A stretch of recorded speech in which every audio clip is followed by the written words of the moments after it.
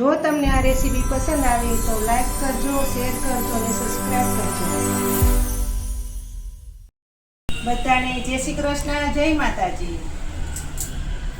હું સગુણાબેન આહિર સુરતથી આપ સૌનું મારા કિચનમાં સ્વાગત છે. તો આજે આપણે બનાવીશું, જ્યારે મહેમાન આવે ઘરે અને આપણે જો મહેમાનને જમવામાં સલાડ ના આપીએ તો મહેમાનની જમવાની થાળી અધૂરી કહેવાય. તો આજે આપણે એવા ચટપટા સલાડની રેસીપી શેર કરવાના છીએ.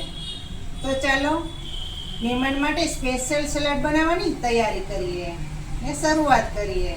તો આપણે સ્પેશિયલ મહેમાન માટે સલાડ બનાવવાનું છે. તો તેના માટે મેં અહીં સ્પેશિયલ 2 ગાજર લીધેલા છે, 1 બીટ લીધેલું છે, 250 ગ્રામ કોબી લીધેલી છે, 1 દાડમ લીધેલું છે.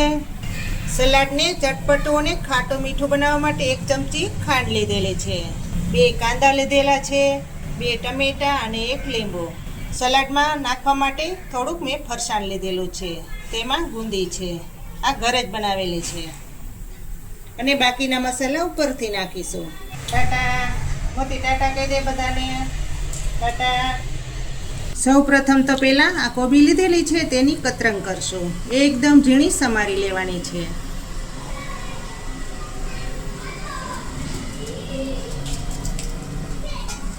આ રીતની સુધારશું.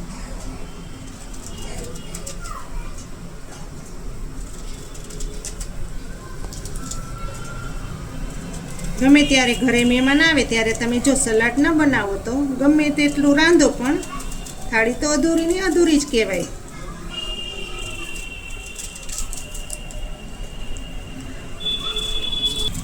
સલાડ આપણું ખૂબ જ સરસ તૈયાર થશે.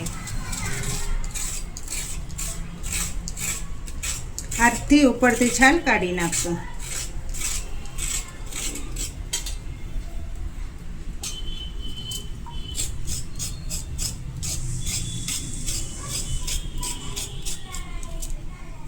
હવે ગાજરને પણ ખમણી લેશું.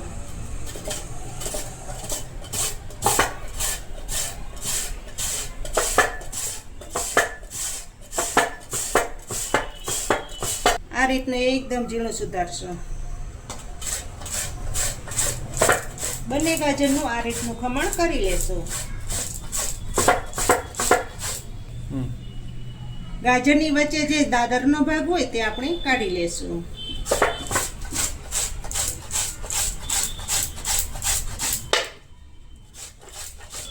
હવે આપણે બીટનું ખમણ કરશું.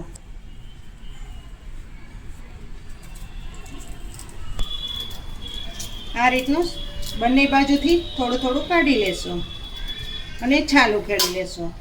શરીર માટે ખાવામાં પણ ખૂબ જ સારું.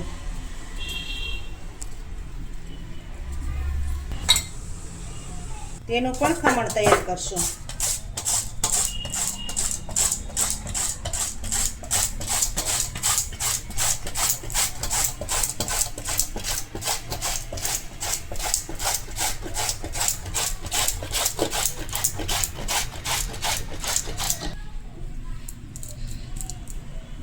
હવે ટમેટા સુધારશું. તેના પણ નાના નાના ટુકડા તૈયાર કરશું. અંદર જોઈ લેવાનું, જો ખરાબ હોય તો તે કાઢી લેવાનું. અત્યારે ચોમાસાની સિઝન ચાલી રહી છે તો ટમેટા બગડેલા આવતા હોય છે.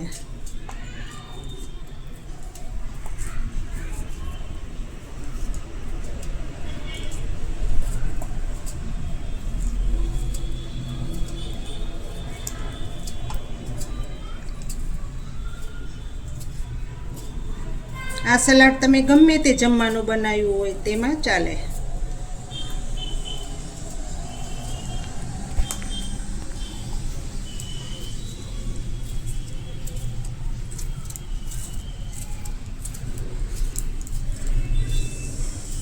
હવે ડુંગળી સુધારશું. ડાયટમાં ખાવું હોય તો તમે ડુંગળી સ્કીપ કરી શકો છો.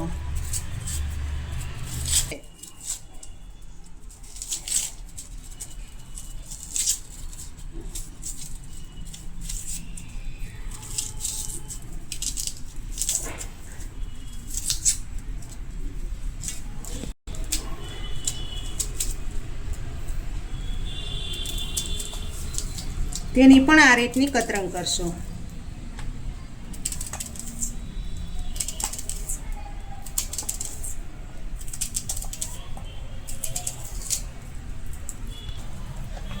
બધી કતરંગ અલગ કરી લેશું જેથી સલાડમાં સરસ રીતે ભળી જાય.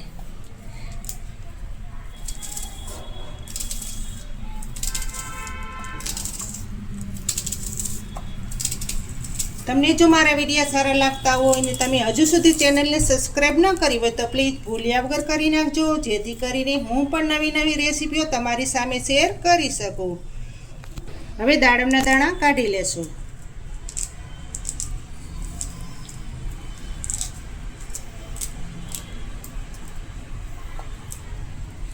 દાડમ નાખેલું હોય સલાડમાં એટલે બાળકોને તો ખૂબ જ ભાવે.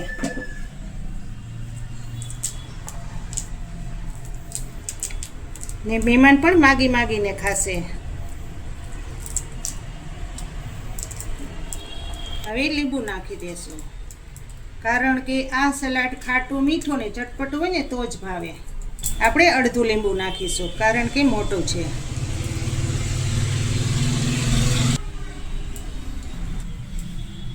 હવે ફરસાણમાં ગુંદી નાખીશું. તમે ખાટું મીઠું ચવાણું આવે તે પણ નાખી શકો.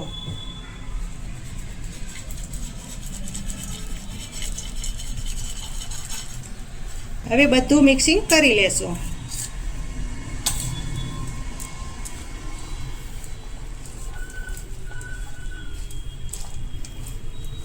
આ સલાડ જો મહેમાનને જમવામાં આપ્યું હોય તો મહેમાન તો વખાણ કરતા જ ન થાકે.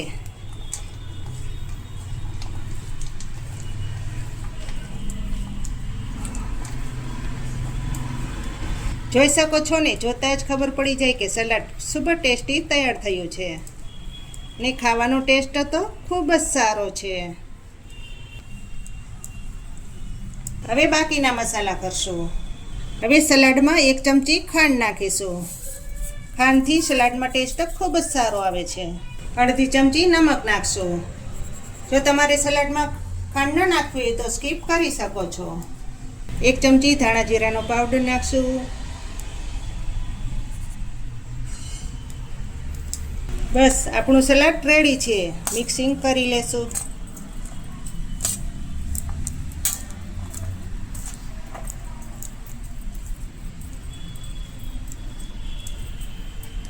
તો તૈયાર થઈ ગયું છે મહેમાન માટે સ્પેશિયલ સલાડ. તમને જો આ સલાડની રેસીપી સારી લાગે તો મારી ચેનલને લાઈક, શેર અને સબસ્ક્રાઈબ ચોક્કસથી કરી દેજો, જેથી કરીને તમે પણ નવી નવી રેસીપીઓ જોઈ શકો.